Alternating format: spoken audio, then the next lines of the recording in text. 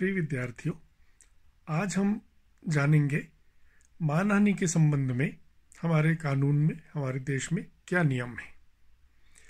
मानहानि के बारे में जब हम चर्चा करते हैं तो हम इसको दो भागों में चर्चा करेंगे। आज के भाग में हम यह चर्चा करेंगे कि मानहानि क्या है, किस बात को, किन परिस्थितियों को मानहानि माना जा सकता है और किसी की मानहानि करने पर कानून के तहत किस प्रकार की सजा का प्रावधान है। दूसरा भाग उसको हम दूसरे अध्याय में पढ़ेंगे, दूसरे लेक्चर में पढ़ेंगे, जिसमें कि हम यह जानेंगे कि वे कौन सी परिस्थितियां होती हैं जब किसी व्यक्ति पर कोई आरोप लगाया जाता है या किसी व्यक्ति के खिलाफ कोई बात कही जाती है और उसके बावजूद वो मानहानि के दायरे में नहीं आती। तो आज हम पहले व्याख्यान में, पहले अध्याय में यह पढ़ेंगे कि मानहानि क्या है। जिस प्रकार से किसी व्यक्ति को अपने लिए सम्मान अर्जित करने का अधिकार है, उसी प्रकार से किसी भी व्यक्ति को सम्मान की रक्षा करने का भी पूरा अधिकार है। हमारे संविधान में बाकायदा जो संविधान की रक्षा है अंडर सेक्शन 21A, इसका अधिकार एक अधिकार के रूप में, एक लीगल राइट के रूप में दिया गया है और किसी भी व्यक्ति को समाज में सम्मान अर्जित करने के लिए पूरी छूट है, पूरा अधिकार है। एक आम व्यक्ति में सम्मान अर्जित करने के प्रति एक ललक होती है। हर कोई व्यक्ति यह चाहता है कि समाज में उसकी एक विशिष्ट छवि हो, उसका एक विशिष्ट स्थान हो और उसके प्रति दूसरे लोगों की नज़रों में सम्मान हो। और इस सम्मान को प्राप्त करने के लिए लोग बहुत परिश्रम करते हैं। लोग दूसरे लोगों की मदद करते हैं, अपने द्वारा अर्जित संपत्ति से दूसरे लोगों को सहायता करते हैं, समाज सेवा के काम करते हैं, तमाम एक दूसरे की समाज में मदद करते हैं और इस प्रकार के कार्य करते हैं जिनसे उन्हें लोग सम्मान की नज़र से देखें।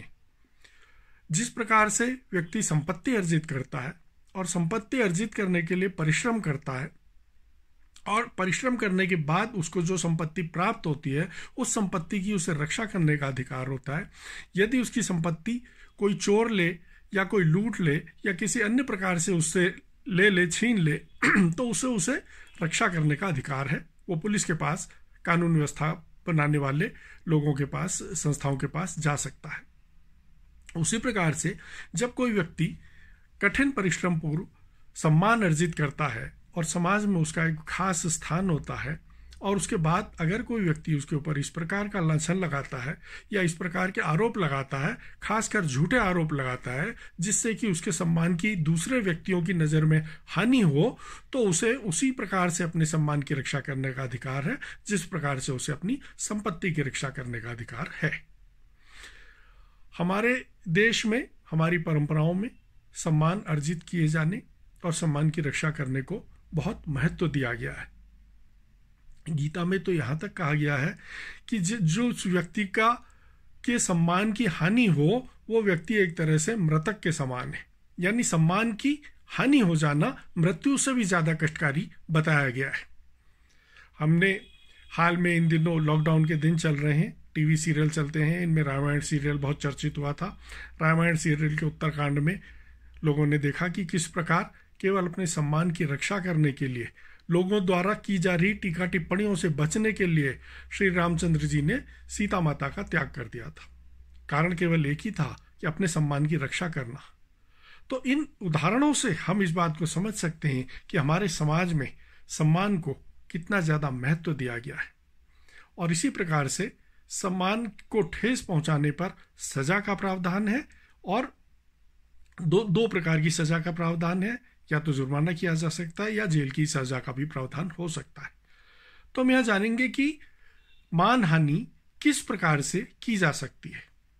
हमारे आईपीसी 1860 का जो आईपीसी इंडियन पिनल कोड है, उसके सेक्शन 499 में इस बात की व्याख्या की गई है, इस बात की परिभाषा दी गई है कि किस प्रकार से किसी व्यक्ति के सम्मान को ठेस पहुंचाई जा सकती है या मानहानि की जा सकती है, किस बात को मानहानि माना जाएगा, इसकी परिभाषा दी गई है सेक्शन 499 में।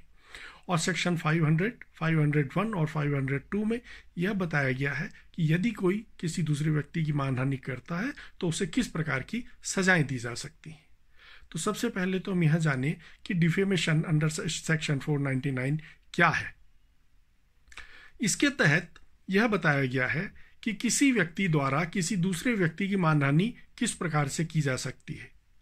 इसके लिए 4 मुख्य तत्व माने गए हैं कि अगर कोई व्यक्ति किसी दूसरे की मानहानि करे या कोई किसी व्यक्ति पर आरोप लगाए कि उसके द्वारा मानहानि की गई है, तो उसके लिए जो आरोप लगाया गया है वो झूठा होना आवश्यक है। दूसरी बात है कि वो साक्ष्य के रूप में उपलब्ध होना चाहिए। जो बात कही गई है वो पब्लिश्ड होनी चाहिए या स्थायी रूप में से उपलब्ध होनी चाहिए और उसे साक्ष्य के रूप में प्रस्तुत किया जा सके।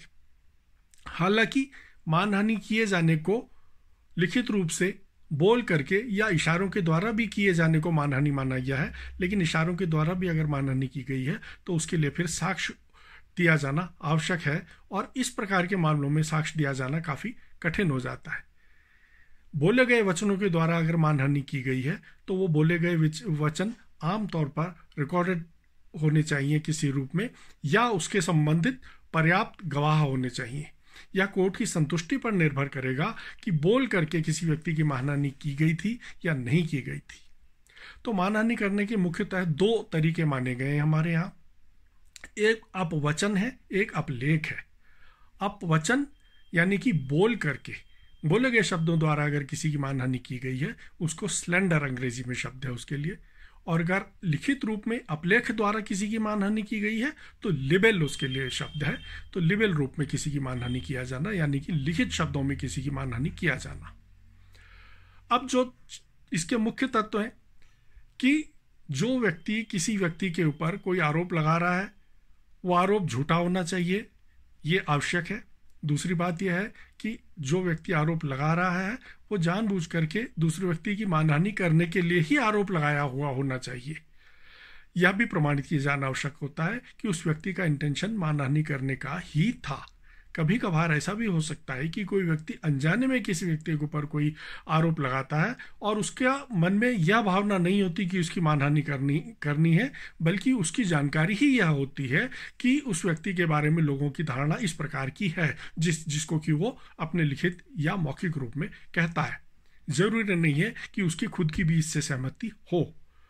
तो जब मामला कोर्ट में जाता है तो न्यायाधीश के लिए यह तय करना कई बार कठिन हो जाता है और अंततः यह न्यायाधीश के विवेक पर निर्भर करता है कि वह इस बात को तय करे कि जिस व्यक्ति द्वारा किसी दूसरे व्यक्ति पर कोई आरोप लगाए गए हैं वो क्या मानहानि करने के उद्देश्य से ही लगाए गए हैं या उसका उद्देश्य कुछ और था। अगर उसका उद्देश्य मानहानि करने का माना जाए तभी मानहानि मानी जाती है। तो जब 2 प्रकार से मानहानि हो सकती है जैसा आपको बताया मैंने, मुख्यतः एक तो बोले गए शब्दों के द्वारा स्लेंडर के द्वारा और या फिर लिखित रूप में। लिखित रूप में अगर कोई मानहानि की गई है तो उस मामले को कोर्ट में प्रमाणित करना अपेक्षाकृत आसान हो जाता है क्योंकि वो साक्ष्य उपलब्ध होता है। लेकिन इसके लिए भी यह आवश्यक है कि वो आरोप लिखित रूप में हो और वो पब्लिश किए गए हो यानी उनका प्रकाशन हुआ हो। अगर मान लीजिए कोई व्यक्ति किसी दूसरे व्यक्ति से कोई शिकायत रखता है और उस व्यक्ति से उस बात की शिकायत करता है, भले ही वह लिखित रूप में उसकी शिकायत करे, तो यह मानहानि के दायरे में नहीं आता। उसके द्वारा किसी दूसरे व्यक्ति को, केवल इंडिविजुअल किसी व्यक्ति को अगर कोई हानिकारक वचन भी बोले गए हों, कोई अभद्र भाषा का भी इस्तेमाल किया गया हो, तो तब तक वो मानहानि की श्रेणी में नहीं आता जब तक उन आरोपों की कोई प्रति समाज में अन्यत्र भी उपलब्ध न हो। यानी कहने का तात्पर्य यह है कि मानहानि तभी मानी जाती है जब वो दूसरे की नज़र में हो। मानहानि हमेशा दूसरे व्यक्तियों की नज़र में होती है, स्वयं की नज़र में नहीं होती। तो अगर कोई व्यक्ति किसी चीज़ को पब्लिश करता है और उसे वितरित करता है समाज में दूसरे लोगों के बीच, तब वो मानहानि बन जाती है। और अगर एक प्रति भी, मान लीजिए किसी व्यक्ति द्वारा लिखित रूप में किसी व्यक्ति पर कोई झूठे अवांछित आरोप लगाए गए हैं, उसकी एक प्रति भी अगर बाहर कहीं चली गई है तो वो मानहानि के आरोप के दायरे में आ सकता है। लेकिन अगर उसकी कोई भी प्रति समाज में अन्यत्र नहीं गई है, उस समय उस परिस्थिति में मानहानि नहीं हो सकती। अब सेक्शन 499 में इसकी परिभाषा दी गई कि मानहानि क्या मानी जाएगी, जैसा मैंने आपको बताया, और सेक्शन 500, 501 और 502 में इसकी व्याख्या की गई है कि ये होने पर, किसी व्यक्ति की मानहानि होने पर उसे किस प्रकार की सजा दी जा सकती है। तो मानहानि होने पर 2 प्रकार के उपचार हैं, एक सिविल है, एक क्रिमिनल है। न्यायालय में किसी व्यक्ति पर सिविल मुकदमा दर्ज किया जा सकता है। यह मुकदमा सीधे हाई कोर्ट या उसकी निचली अदालतों में दायर किया जा सकता है। और सिविल मामलों में आमतौर पर मानहानि जो व्यक्ति कहता है कि मेरी मानहानि हुई है, वह उसके लिए आर्थिक रूप में दंड की मांग कर सकता है, यानी दूसरे व्यक्ति द्वारा क्षतिपूर्ति की मांग कर सकता है। अदालत यह तय करती है कि क्षतिपूर्ति वास्तव में दी जानी चाहिए या नहीं, या दी जानी चाहिए तो कितनी दी जानी चाहिए। कितनी क्षतिपूर्ति उस व्यक्ति के सम्मान की आर्थिक रूप से आंकी जा सकती है, यह न्यायालय तय करता है। और इन मामलों में जो कोर्ट में फीस दी जाती है, जो स्टैंप ड्यूटी इत्यादि दी जाती हैं, वह उसी अनुपात में दी जाती हैं जिस अनुपात की मानहानि का आरोप लगाया गया हो। जिस राशि की मानहानि का आरोप लगाया गया हो उसके अनुपात में स्टैंप फीस और शुल्क इत्यादि देय होता है। न्यायालय यह तय कर सकता है कि यह राशि पीड़ित व्यक्ति को दी जानी चाहिए या कितनी राशि उस व्यक्ति को दी जानी चाहिए। इसके अलावा न्यायालय यह भी तय कर सकता है कि इस मामले में कुछ जुर्माना लेकर के भी प्रतिवादी को छोड़ सकता है। दूसरा मामला होता है क्रिमिनल आरोप। क्रिमिनल आरोप में व्यक्ति यह चाहता है कि जिस व्यक्ति के द्वारा उसकी मानहानि की गई है उसको जेल की सजा होनी चाहिए, और इस मामले में 2 वर्ष तक के कारावास की सजा का प्रावधान है। 2 वर्ष तक का कारावास अथवा साथ में जुर्माना भी किया जा सकता है, जो कि अदालत के कोर्ट के विवेक पर निर्भर करता है। तो 2 प्रकार के उपचार है, सिविल और क्रिमिनल। सिविल में आमतौर पर क्षतिपूर्ति की मांग की जाती है, जबकि क्रिमिनल में जेल भेजे जाने की मांग की जा सकती है। इन मामलों में न्यायाधीश का विवेक अपने आप में एक बहुत महत्वपूर्ण कार्य करता है।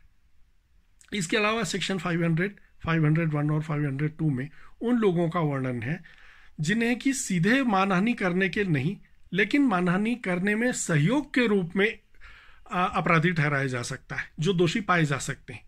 जिनमें से कि वह व्यक्ति जिसने कि उसका प्रकाशन किया हो, जिसने कि उसका मुद्रण किया हो, और वह व्यक्ति जिसने कि उनका वितरण किया हो उस सामग्री का, वो भी दोषी पाए जा सकते हैं, वो भी दोषी माने जा सकते हैं। पत्रकारों के दृष्टिकोण से यह बहुत महत्वपूर्ण है, क्योंकि समाचार अगर अखबार में किसी प्रकार का कोई मानहानिकारक बात छप जाती है, कोई मानहानिकारक तथ्य छप जाता है, उस स्थिति में समाचार को लिखने वाला पत्रकार, समाचार पत्र का संपादक, इसका पब्लिशर, मुद्रक, ये सारे लोग प्रतिवादी बनाए जा सकते हैं। इन सारे लोगों पर मुकदमा किया जा सकता है। समाचार पत्र के स्वामी पर मुकदमा नहीं किया जाता जब तक कि इनमें से कोई एक ना हो, वह स्वयं ही संपादक हो, वह स्वयं ही प्रकाशक का मुद्रक हो। उस स्थिति में उसके ऊपर भी मुकदमा हो सकता है। यदि वह केवल स्वामी है, उस स्थिति में उसके ऊपर मुकदमा नहीं किया जा सकता। तो यह मानहानि के कुछ प्रावधान हैं जिसके अनुसार कोई झूठा आरोप लगाए जाने पर उस आरोप की प्रतिलिपि समाज के दूसरे लोगों में वितरित किए जाने पर, दूसरे लोगों के पास पाए जाने पर सिविल और क्रिमिनल 2 प्रकार के आरोप लगाए जा सकते हैं, जिनके आधार पर कोर्ट के निर्णय के आधार पर सजा हो सकती है।